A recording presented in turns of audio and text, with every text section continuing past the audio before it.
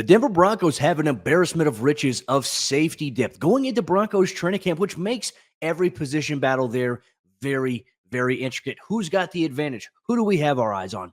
You're going to get that and much more on today's brand new episode, Locked on Broncos. You are Locked on Broncos, your daily Denver Broncos podcast. Part of the Locked on Podcast Network. Your team every day. What's up, Broncos Country? Welcome into a brand new episode of Locked on Broncos, your daily Denver Broncos podcast, part of the Locked on Podcast Network, your team every day. Thank you so much to everybody in Broncos Country for tuning in, making us your first listen of the day every single day. Make sure you subscribe or follow for free on YouTube or wherever you get your podcasts so you never miss out on a day's worth of Broncos news, content, coverage, analysis, and more. And a special shout out to all the everydayers. Thank you so much, everybody. We just reached 10K subscribers on YouTube, and that's because of you, the avid listeners in Broncos Country. So if you want daily, up-to-date, objective coverage, no hot takes, no clickbait, Locked on Broncos is the place to be. We continue our training camp position previews as training camp is just a week away. We're excited about it. We'll be there in person to cover it. On top of that, though, we have position competitions across the board. We're going to break down safety here today. I'm your host, as always, Cody Roark, Broncos reporter for Mile High Sports, joined alongside, as always, by my co-host, Sayre Bedinger. He's the site expert over there, predominantlyorange.com. Sayre, safety. I remember just a couple of years ago when we were doing our training camp position previews, we had talked about safety. I think this is the first year you were doing Locked on Broncos with me, and we were talking about it, and the overall outlook was, man, if any of the starters suffer an injury, Denver's in trouble at the safety position because you just don't have anybody who's proven. And luckily, I mean, I think some of the conversations around these guys, look, there's still some guys that are still there. Justin Simmons, Kareem Jackson, and PJ Locke was one of these under-the-radar guys we talked about initially. So, hey, I'm telling you, my friend, Denver's in a better spot right now going into training camp at this position. I think they ever have been, and that's a good thing for Broncos Country. Yeah, you're telling me 2 years of development with Christian Parker as the defensive backs coach has got this safety room in a position to where now I think we feel very, very confident about not only the starters, but the depth as well. Even though some of those guys, like you mentioned, they may not be overly proven, but I think we feel good if these guys all need to play. And that really goes for, I think maybe for sure the top four guys. Beyond that, we'll kind of have to wait and see how the preseason unfolds, how training camp unfolds. But let's talk about the players at this position, specifically, of course, the All-Pro Justin Simmons. He's the best safety in the game. I don't care what people say about Derwin James and Minkah Fitzpatrick. I think Justin is the number one safety in the NFL. And certainly he's proven that over time to be a, turnover magnet. He's certainly a great leader on the field, off the field. Does everything that you ask of him. He's the quintessential pro. And then Kareem Jackson, Vic Fangio's favorite player, right? We all know what Kareem brings to the table at this point. He's back for another season. Then you have the young guys, like you mentioned, PJ Locke. He's been developing for a few years. Caden Sterns now entering his third NFL season. What does this year hold for him? And you got guys like J.L. Skinner, the rookie out of Boise State, Delarrin Turner-Yell, last year's fifth-round pick out of Oklahoma, and Devon Key as well, a reserve future signing at the safety position. So a lot of different guys at this position group, great veteran leadership, a lot of young players as well with some great athleticism. So I'm excited about this group, Cody. I think it's one of the better position groups on the team. Well, and here's one of the things as well that always strikes me as I think the Broncos have just a different culture in comparison to many other teams. I've talked to various Broncos players, young safeties here for this team. And you look at this safety room led by Justin and Kareem, and the younger guys have all said, like, they've been told stories, when they get to the NFL or they're approaching, like, they know they're going to be on an NFL team where people say, like, hey, like, you may join a room of veteran guys who, like, they brought you in to replace these guys, so they're not going to take friendly to you. They're not going to take nice to you. It's the complete opposite. Justin Simmons, Kareem Jackson, they have really created a brotherhood in the entire defensive backroom. You could even say it expands just beyond the defensive backroom. It's offensive players are included in that as well. I mean, it's so crazy to see that because we know how brutal the business side of the NFL can actually be. But talking to Justin Simmons, he'll tell you firsthand one of the big reasons he is the way that he is and how he embraces it is because he had guys that did that for him. And you look at the no-fly zone, you look at the Darian Stewarts, the TJ Wards, the Chris Harris Jr.'s, Aqib Talibs, and Bradley Roby, all those guys. When Denver drafted Justin Simmons, Darian Stewart, TJ Ward never embraced or said like, "Oh, this guy's here to replace me, so I'm not going to help him out." Like, they embraced helping him out, giving him tips from day one, which is why I think we saw Simmons actually play a little bit more as a rookie during his rookie year. So for me, I think it's carrying that torch. It's that legacy. What kind of culture do you want to build? And I think in that Broncos safety room specifically, we talk about guys who have talent. I mean, you mentioned the top four, Sayre. Justin Simmons, Caden Sterns, Kareem Jackson, PJ Locke. These top four guys, in my opinion, I think you're comfortable if any of these guys have to step up, right? Like, let's say Justin or Kareem miss a game or something due to injury or whatever it may be. I think you're confident at this point of saying, hey, I know I can trust a guy like PJ Locke out there. I know I can trust Caden Sterns out there to go make some plays. It hasn't been like there's positions we've talked about all throughout this training camp series where we're like, I don't know. Like, this is probably the most surefire room right now on the Broncos roster. And there might even be people out there who would say they'd prefer to see those guys, right? I know that's been a discussion that I've seen across Twitter over the course of the last couple months. Is a lot of people wanting Caden Sterns or maybe even PJ Locke to start over Kareem Jackson, because at this point, I think people are ready for that long-term solution. And I get that. I totally understand that. But at the same time, if Kareem can help the team and this coaching staff believes that he can do that, then I'm all for having him back. But I also I get the sentiment that, I mean, we've seen the best of Caden Sterns, for example, out there. And we all remember the game against the Cowboys back in his rookie season. We remember the sacks against Lamar Jackson. We remember the interception against the Jets. We remember what he did last year to Matt Ryan against the Colts. So we remember these big moments from Caden Sterns. And I think that's what has kind of prompted people to want him in the starting lineup, right? And that's going to be obviously one of the things that we discuss here on today's show. But I completely get where everyone's coming from in terms of, I think while this is one of the most settled positions on the roster, I also feel like simultaneously it's very unsettled from the vantage point of like, okay, who do fans want to be out there on the field? Who does the coaching, like, who's actually going to be out there? Who's going to be starting? Who's going to be playing the majority of snaps? Because as of last year, Caden Sterns, he was on track to kind of play a starter role in terms of the percentage of snaps that he was getting. So it's one of those position groups that I'm very, very fascinated by because of the talent that you have. It's well-rounded. It's got veteran leadership, but it's also got just a little lack of clarity in terms of who is going to play the majority of snaps. It could be a good thing, could be a bad thing, potentially not knowing what that is. Denver might just have some tricks up their sleeve. I mean, we talk about Greg Dulcich being the Joker and Sean Payton's deck. Could the Broncos safety room maybe be the Joker inside of Vance Joseph's defensive coordinator deck of cards that he has? We're going to dive deep into these conversations about position battles, specifically at the safety position. You're going to get all that on today's episode, Locked On Broncos.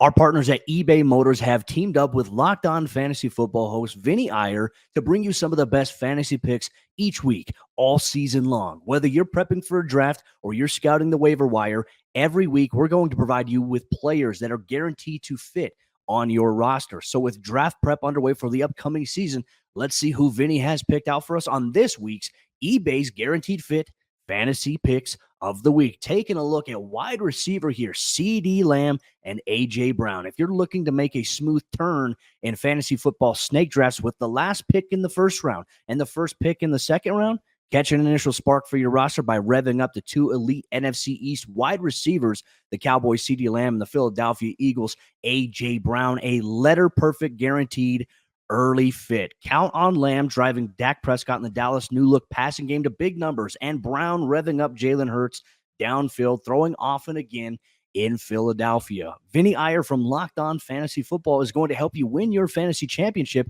and eBay Motors knows a championship team is about each player being a perfect fit. Same with your vehicle. With eBay Guaranteed Fit and over 122 million parts and accessories for your vehicle right at your fingertips, you can make sure your ride stays running smoothly. Air filters, brakes, batteries, taillights, alternators, shocks, struts, you name it, eBay Motors has it, and they'll make sure it's the right fit for your car because eBay Guaranteed Fit helps you understand exactly what part you need for your vehicle the first time. So go forth, switch gears, crank the AC, and say goodbye to sweating if your ride needs a little fixing up because now you'll know you'll always be set up for success from the get-go. With eBay Guaranteed Fit, everything your vehicle is calling for is just a click away. For the parts and accessories that fit your vehicle, just look for the green check, get the right parts, the right fit, and the right prices at ebaymotors.com.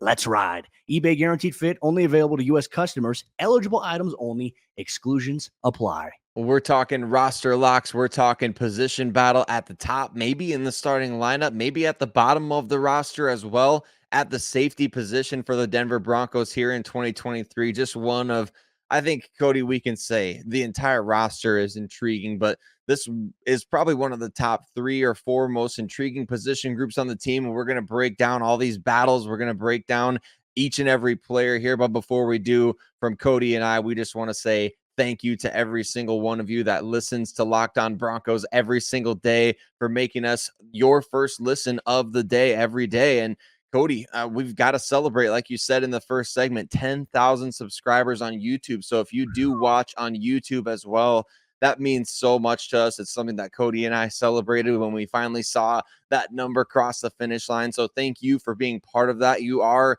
the reason why we get to do this show and why we get to have fun talking about the Broncos together. So thanks for listening to us, free and available everywhere that you listen to podcasts or on YouTube as well. And jump in the discussion here. What do you think about the safety position? Who's a roster lock? Who's battling for maybe their roster life? Cody, I feel like this, like I said in the first segment, a little bit clearer at this position in terms of the guys that you would think the team wants to keep. But maybe there's some competition, maybe even in the starting lineup discussion here because of what we said with Kareem Jackson. Is there any lack of clarity, in your opinion, based on what you saw at OTAs, minicamp, what you've observed?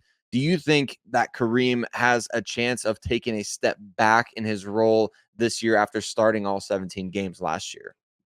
I don't know if taking a step back is the term that I would use based on what I saw on OTAs, mandatory minicamp. I'm eager to see what it'll look like at training camp, but I mean, Sayre, let me just throw this hypothetical out there for you, right? There may be some truth behind it, but what if I were to tell you that the Broncos have certain things that they could do where they have Justin Simmons, Caden Sterns, Kareem Jackson all on the field at the same exact time? Something we saw actually a little bit of last year in the early parts of the season. I even think in that week 1 game against the Seattle Seahawks, we saw quite a bit of Sterns, Simmons, and Kareem in certain packages, but Denver's got flexibility. I think with the depth that they have right now, not only just that cornerback with the top 2 guys that they perceive there and also K'Wan Williams in the slot, but also I think that they view some guys like Caden Sterns really as this hybrid guy, not only a guy who can play the middle of the field, but a guy who can play up in the box. So they may get very creative in what we see, but there's also a situation that exists, in my opinion, if it were up to me, that you could see Kareem Jackson playing a little bit more in the box a little bit.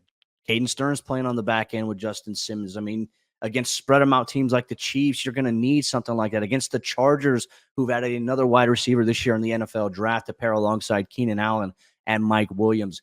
Denver's got the flexibility, and I think a lot of these moves that we have seen have been a big part of that. Now, I think a lot of people are wondering, to your point, who starts next to Justin Simmons? Is it Caden Sterns or Kareem Jackson? I think the team, I think the franchise internally, I think they want to see a little bit more out of Caden Sterns. I think they want to see what he can do as a starter, because the belief inside that building, there are people in the Broncos front office that believe that Caden Sterns is a potential star in the making. And so they want to help give him a platform to be able to do that. And look, I think you look at his play, 110%, you can say this is a guy who, based on what he's done, despite the small sample size, this is a guy who should probably start this year. And it doesn't mean that Kareem's not going to play. Kareem's still going to play a very, very pivotal role for the defense. Now, the question is, how does Denver get creative with that? I mean, we talked about maybe what a lineup could look like. In what situations would it necessarily make sense to have those 3 guys on the field at the same time? What is the opportunity cost, right? Like if you're going to do that, if you're going to go with multiple DBs, whether you're a nickel or dime, what do you have to do? What does this guy need to be able to do from that positional standpoint that preserves the integrity, right? Because when you go to dime, you're more susceptible to teams trying to run the ball on you a little bit, right? Because you're trying to match up with coverage. That's where they go in the running game. So that's where I think you have to have balance. You have guys who are good tacklers. guys who understand how to take appropriate angles in pursuit. I think Denver's got those guys there. So for me, I mean, to be honest with you, Sayre, if I had to give an answer, I think Caden Sterns, I think he starts next to Simmons this year. But we're going to see a rotation of guys in that secondary on the back end. Well, here's something else I wanted to ask you too. And I know the Broncos don't play Patrick Mahomes every single week. Thank goodness for that, right? But I was watching the Netflix quarterback series, as just about everybody seems to be doing. Very, very good stuff from Peyton Unbelievable. Manning. Yeah, not sure if everybody knows that aspect of it, but the Omaha Productions executive producer obviously is Peyton Manning, so he produced that show, and he's got a couple good ones. The trading card or the collectibles one on Netflix as well, worth checking out. But I'm watching this quarterback series, and I'm listening to Patrick Mahomes talking about how defenses, since he came into the league, they've started really doing more of what we've been talking about. Remember Vic Fangio with the too high shell and all these things that have been trending in the NFL defensively lately, trying to take away that vertical passing game from guys like Mahomes and forcing him to go underneath and kind of chip away at you. It, from a defensive back perspective, do you feel like the Broncos have maybe something good going? Is it better to have, I guess, in terms of that schematically, is it better to have a guy like Kareem Jackson on the back end of that protecting against a guy like Mahomes going vertical with Caden Sterns kind of floating in the middle of the field with his athleticism? Or is it better to have Sterns on the back end in case he does attack vertically and have Kareem Jackson and his physicality closer to the line of scrimmage? What would you say? I mean, schematically from that perspective, I know this wasn't on our notes, but as you were talking there, I Mhm. was kind of thinking, thinking the gears are turning in this. There's something going on up here, Cody. What would you say would be best in terms of, that type of what Mahomes is saying? This is what defenses are doing. So this is how I'm adjusting, knowing what he's doing to adjust. What might be the best personnel grouping for the Broncos? I think the wild card here and how tough it is to like back a few years ago, they had Tyreek Hill, right? Which was a huge difference. The Chiefs have a loaded wide receiver room. Like, I think a lot of people don't realize, like Justin Ross, I think was a guy who suffered an injury. Obviously, we saw how good he was at Clemson. He's going to be more involved this year. They have Kadarius Toney. That's another dynamic. So that threat might still be there. But for me, I always think the biggest threat for the Broncos in terms of playing the Chiefs is Travis Kelce, who they love to get on the middle of the field. So for me, it's that gamble, right? Because I think ideally for me in a situation where I know that they have speed and they have vertical threats, I'd put Caden Sterns back there, alongside Simmons to man the middle of the field and the deeper parts of it. But considering that there's Travis Kelce who loves to go in the middle and loves to sit in some of those soft spots, that's where I'd kind of like to have Caden Sterns. But I also think Kareem Jackson could also do that role. I think both those guys could do it, but I think in a situation like that, it's very contingent. It's like pick your poison. And that's what makes matching up against the Chiefs so frustrating sometimes because they do have a lot of different personnel. You try to take one option away, they go with another. Like Travis Kelce, as much as I think Broncos fans hate him, he is unguardable. Nobody can guard him. Like that's the toughest part about it. It's not like he's world beating fast or anything like that. He's just really good. He's a technician. He understands how to manipulate with his route. We talk about Jerry Jeudy's route running ability. Travis Kelce at the tight end position is very, very good at it. So that does present a challenge.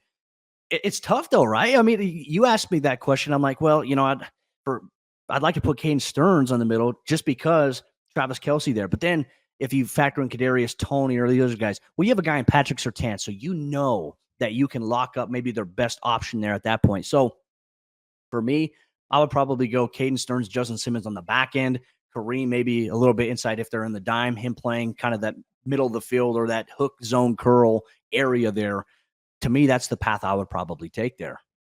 And I like that. I think that that's kind of what I was thinking as well. And hey, the Broncos may have another kind of matchup player on this roster, a wild card. As you mentioned, the safety position could be that joker in the deck. What about JL Skinner? A report from Mike Kliss, he talked about the fact that Skinner, who had a pectoral injury that kept him out of offseason workouts and things like that, he will be clear, it sounds like, for training camp. He'll be ready to go. So we're going to get our first taste of JL Skinner this offseason. I know you guys didn't get to see him at OTAs much. I'm excited about him potentially being a matchup player as well with that 6'4" size. I mean, obviously, like you said, it's tough to guard Travis Kelce. It doesn't matter if you've got a corner on him or a Yeah. linebacker. You certainly don't want a linebacker, but if you've got anybody guarding him, but JL Skinner is one of those guys that right now, as we look at bottom of the roster matchups, Mike Kliss even went so far as to say that he would be shocked if JL Skinner's not on the team. So that could be in motion to get him a role potentially as early as this season. Yeah, and he's going to have to obviously perform in training camp, perform in the preseason. That, to me, I think is the biggest key when we look at all this, right? I think that's what they want. The organization wants this to happen for Skinner, but he's going to have to do it. So for me, I'm curious to see how that goes. I mean, you mentioned the 6'4" size, the ability to play up against the run, being able to cover. He's been able to do a little bit of both of that. How does that translate right now this year? To me, is a very, very interesting key to watching. And Broncos Country, Sayre and I, we're going to share our projections for the Broncos safety room here on today's episode of the show. So as you're watching, as you're listening, make sure you share your thoughts with us as well here. We appreciate you so much in Broncos Country. You'll get that on today's episode, Locked On Broncos. Real quick, make sure you go check out the Locked On NFL podcast. You make Locked On Broncos your first listen of the day every single day. But for your second listen, you should be tuning into the Locked On NFL podcast every single day. Different local experts on the biggest stories, break down what's going on around the National Football League. You got the hard knock situation. The running back conversation has really become a major focal point of offseason conversation ahead of training camp, considering 3 top running backs in the league did not sign contract extensions and will be forced to play on the franchise tag. Will they sit out? Locked On NFL has you covered every step of the way. Available on YouTube or wherever you get your podcasts. As we project the Broncos safety room for this upcoming season, it's important to throw out there that there are a multitude of guys that can play a role. It makes the decision very difficult to where the point where we always say, we're glad we're not George Payton or Sean Payton here, because when you have to figure out like, hey, you're going to have to probably cut a good player, it's always tough. But what's the imbalance when we talk about a roster, right? We talked about in our cornerback position preview, we believe they're going to keep 6 guys. So if they keep 6 guys, usually the safety position has 5 guys. How does that work out? Sayre, are you in agreement with that? Do you feel like the Broncos are going to keep 5? Do you think they're going to keep 6? What is your projection here for the Broncos safety room going into this season?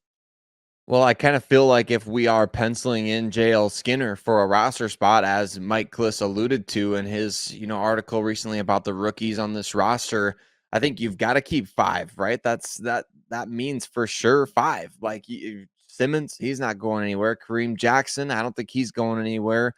Caden Sterns, obviously somebody that you could potentially build around. And then PJ Locke, he's been one of your better reserve defensive players / special teams guys. So where do you sacrifice elsewhere on the roster? Keeping 11 defensive backs is more commonplace in today's NFL because you need depth at those position groups, and those guys play special teams as well. So that's where I think JL Skinner is going to make his biggest impact in year 1 is on special teams. And that could, like we talked about in a previous episode, we talked about Justin Simmons being the team's leader in special team snaps.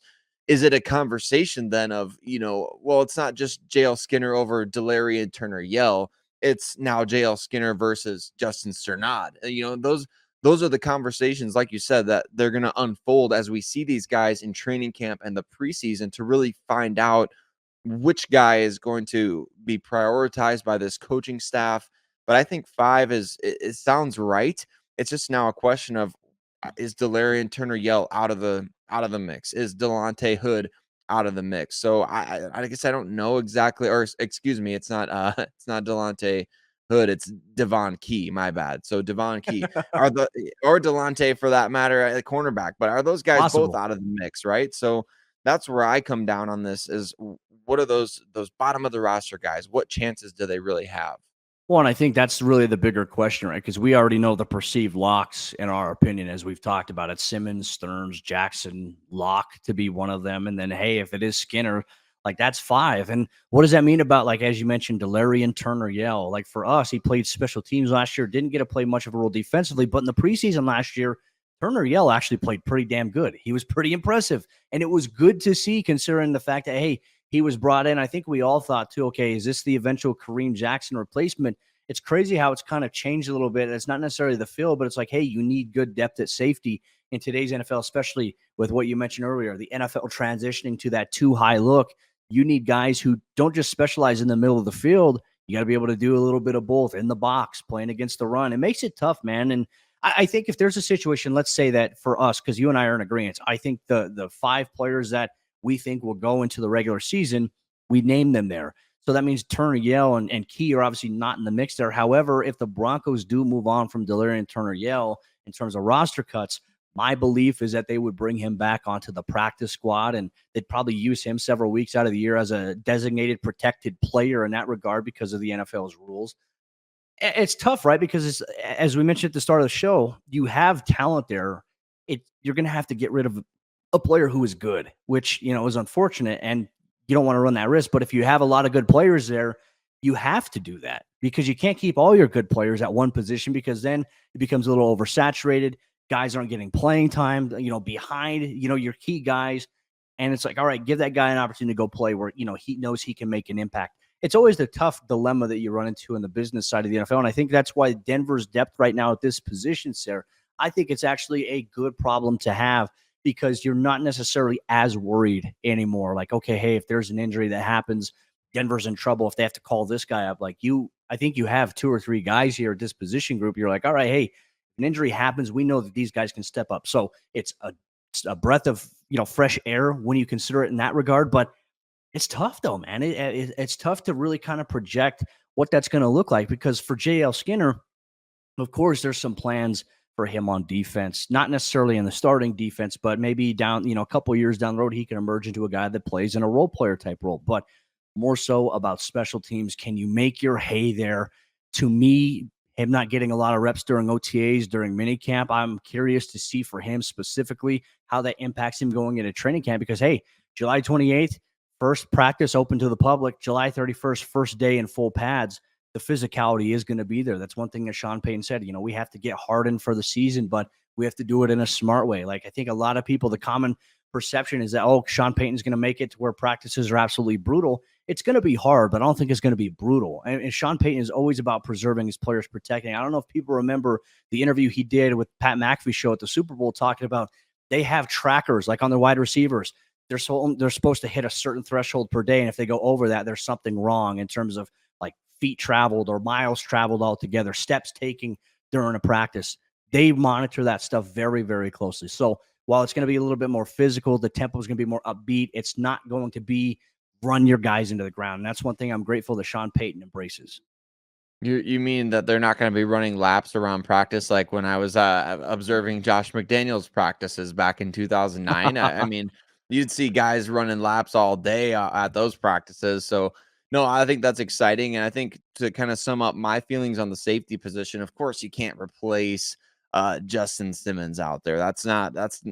Don't get that impression from what I'm about to say. But I think this is one of the rare positions where, hey, if like we saw last year, Justin Simmons goes down for a handful of games. I think you're in a position at safety right now where you could be bordering on excited about the opportunity to get those guys more snaps. And of course, you don't want injuries. You want guys to stay healthy all year. You want your best guys to play. But it's one of those rare positions where if somebody does go down, I think you can feel confident knowing that this position will be well taken care of. And that's kind of where I land at safety for the Broncos right now is you just feel good about the guys that they have. You feel good about the guys behind the guys that they have. So it's a good feeling to have, especially at an important, crucial position, which we saw last year can make a huge impact on games. It's a big difference to have. And can the Broncos find a way to turn the corner this upcoming season? Having good depth is critical. We feel very good about the Broncos safety position. We want to ask you, Broncos Country, comment down below, tweet us on social media if you're listening, wherever you get your podcasts. If you believe the Broncos safety room is in a good spot, how do you think the roster will project out at the position? Do they carry 5? Do they carry 6? Share your safety projections down below in the YouTube comments or share with us on social media at Roark NFL, at Sayre Bedinger, at Locked On Broncos. That'll wrap up today's episode of the show. But Broncos Country, as always, for all you everydayers, here's what you can expect next week as Broncos training camp approaches. We have 3 more positional previews to do. And on Monday's episode, we're going to take a look at the offensive tackle position for the Denver Broncos. Is their depth good enough in the event of an injury? We share our thoughts and maybe discuss maybe why we're not so certain at this point. You'll get that on Monday's episode, Locked On Broncos.